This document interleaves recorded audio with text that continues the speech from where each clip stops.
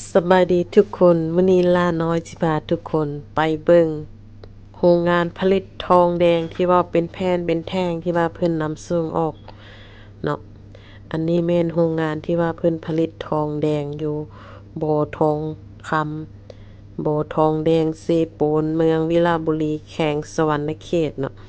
เดี๋ยวลาน้อยสิพาทุกคนไปชมนำกันไปพร้อมๆกันเลยทุกคนก่อนจะเข้าโรงงานเนาะ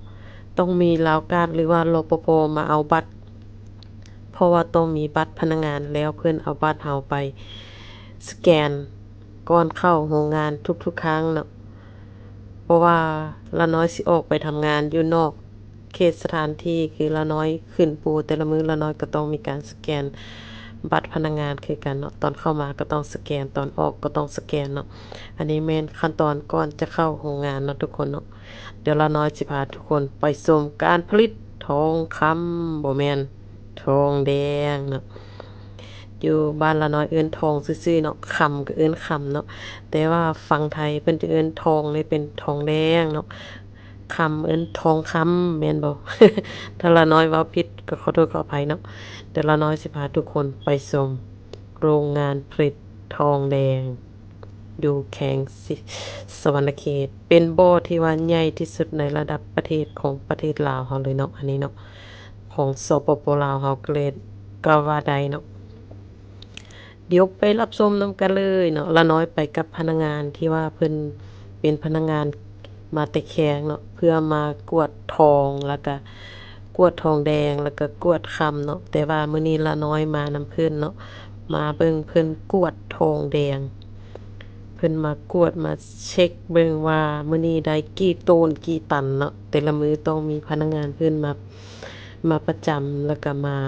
กวดทองทุกๆมื้อทุกๆเช้าเนาะหลังจากเพิ่นผลิตเพิ่นมัดรายละเอียดเรียบร้อยแล้วเพิ่นก็สิให้พนักงานเพิ่นมากวดเนาะอันนี้คือฮอดบ่ทองคำทองแดงแล้วทุกคนนี่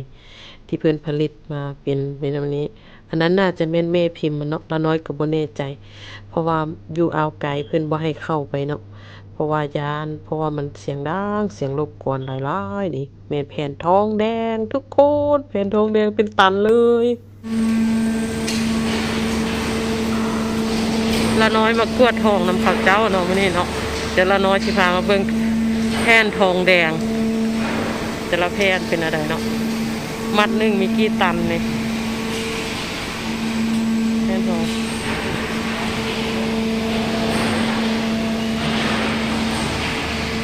แผ่นทองแดงเด้อทุกคนนี่แผ่นทองแดงตัวเป็นๆที่ว่าพ่อเพิ่นผลิตออกมาเนาะ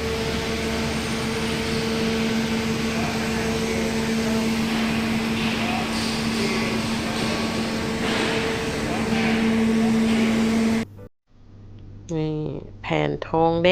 งทุกคนแผ่นเป็นตันๆเลยอันนี้ลาน้อยมากับผู้สาวที่ว่าเพิ่นมาประจำมาแต่แข็งเนาะลาน้อยมื้อนี้มีโอกาสได้มาสัมผัสแผ่นทองแดงตัวเป็น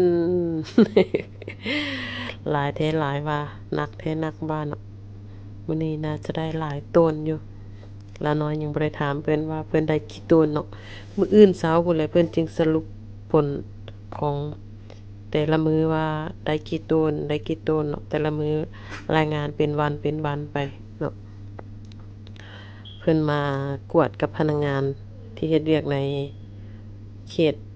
บริษัทที่ว่าเพิ่นรับผิดชอบเกี่ยวกับการกวดการเช็กอ่าทองแต่ละมื้อแต่ละวันเนาะ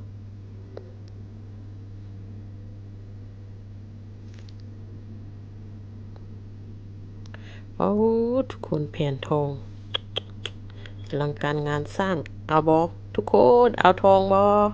ทองแดงทองแดงเดี๋ยวเอาไปต้อน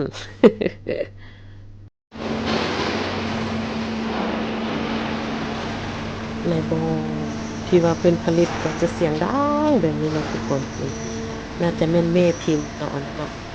แล้วน้อยก็บ่กล้าถามแล้วก็บ่กล้าขึ้นกล้าไปใกล้ปานใดเนาะย้านเนาะอันนี้ที่ว่าเพิ่นจะมามัดแล้วละน้อยก็ขอให้อันพนักงานที่ว่าเพิ่นพาไปเนาะที่ว่าเพิ่นขับรถไปให้พาเพิ่นเลาะ เที่ยวส้ม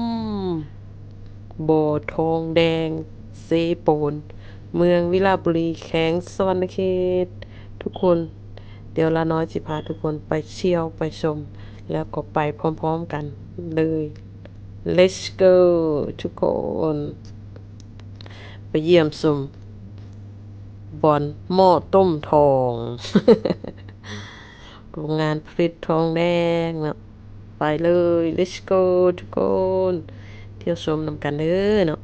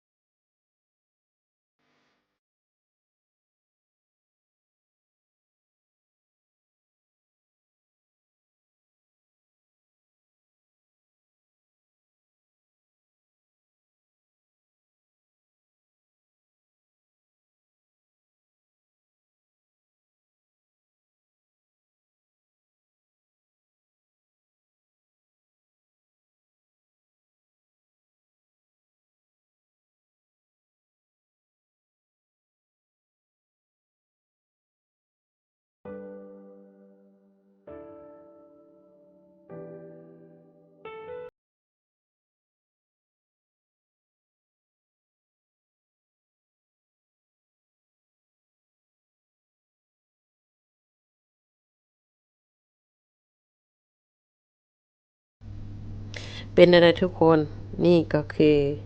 บ่อทองแดงเซโปนโรงงานผลิตทองแดงเนาะที่ละน้อยพาทุกคนมาเที่ยวมาชมเป็นอะไรเนาะแต่ว่าบ่ได้ลงเนาะขี่รถอ้อมโรงงานเพราะว่าสลายเพิ่นก็บ่ให้คนภายนอกเข้ามาเนาะอันนี้ละน้อยก็ขอบมุกขอบใจที่ว่าเพิ่นให้สิทธิพิเศษพาละน้อยมาเยี่ยมมาชมทองแดงเนาะเดทองที่บ่อนเฮากวดเมื่อกี้เนาะเดี๋ยวละน้อยก็จะไปเอาบัตรไปให้เพื่อนสแกนแล้วก็จะได้ออกกลับไปบ่อนห้องการละน้อยเนาะไปออฟฟิศเนาะนี่คือพนักงานเพื่อนมาเอาบัตรที่ว่าเพื่อนไปสแกนแล้วเนาะขอบใจทุกกำลังใจเด็ดจ้าฝากเด็ดด้าแล้วละน้อยจะเอาคำแล้วก็เอาทองไปต้อนทุกคนนะฮ่าฮ่าฮ่า